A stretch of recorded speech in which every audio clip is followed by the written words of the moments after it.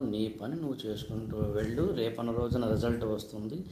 Result మీద మాత్రమే దృష్టి పెడితే నీ పని నువ్వు సవ్యంగా చేయలేవు. అప్పుడు నువ్వు ఖచ్చితంగా రిజల్ట్‌ని పొందలేవు అని చెప్పిన శ్లోకం శ్రీకృష్ణుడు అర్జునుడికి చెప్పినప్పుడు అది కేవలం ఒక మామూలు మాట మాత్రమే కాదు, శ్లోకం మాత్రమే కాదు, మంత్రం మాత్రమే కాదు, అంతకన్నా ఎక్కువ అనడానికి గుర్తు ఇవాళ ఒలింపిక్స్‌లో ప్యారిస్‌లో జరుగుతున్న 2024 జూలై ఇవాళ 28 ఇవాళ మను భాకర్ అనే ఒక ఇండియన్ గర్ల్ గతంలో టోక్యోలో ఒలింపిక్స్లో వెళ్ళినప్పుడు 2020లో 4 ఏళ్ల కిందట షూటింగ్లో అతి తక్కువ అంటే అంటే ఇంతకన్నా దురదృష్టం లేదు అనే స్థాయిలో తన యొక్క ప్రమేయం లేకుండా, తన యొక్క తప్పిదం లేకుండా కేవలం ఒక రైఫిల్ సరిగ్గా పనిచేయకపోవడం లాంటి టెక్నికల్ ఇష్యూస్ వల్ల ఆనాడు కోల్పోయిన ఒక పథకం ఇవాళ మనకి బ్రాంజ్ మెడల్ వచ్చి ఉండవచ్చు.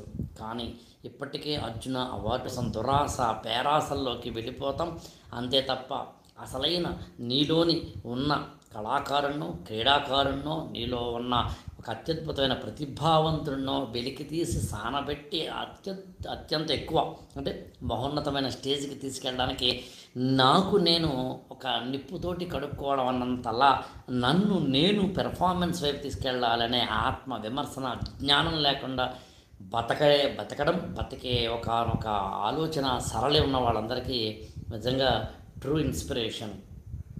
తప్పు, బాధ, దుఃఖం, వైఫల్యం అంటే ఫెయిల్యూరు, ఒక అవమానం, ఒక తిరస్కారం ఇవన్నీ ఒక ఫేజ్లో సహజమని, అవి తాత్కాలికమని, ఆ తర్వాత మళ్ళీ తిరిగి మనకి అత్యద్భుతమైన సక్సెస్ వస్తుందని మను భాకర్ నిరూపించారు.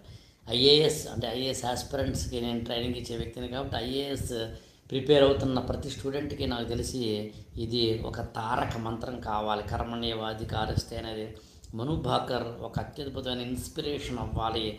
నిన్నటి మన ప్రమేయం లేకుండా మన జీవితంలోకి తొంగి చూసిన వైఫల్యం ద ఫెయిల్యూర్ తిరిగి గడప దాటి బయటికి వెళ్ళిపోయి మళ్ళీ కొత్త రూపంలో కొత్త డ్రెస్ వేసుకొని మన దగ్గరికి వస్తుంది. దాని పేరే విజయం. ఆ విజయలక్ష్మి తలుపు తడుతూనే ఉంటుంది. తీయడానికి మనం సిద్ధంగా ఉన్నామా లేదా, మనల్ని మనం సంసిద్ధపరుచుకుంటున్నామా లేదా అన్నది పాయింట్.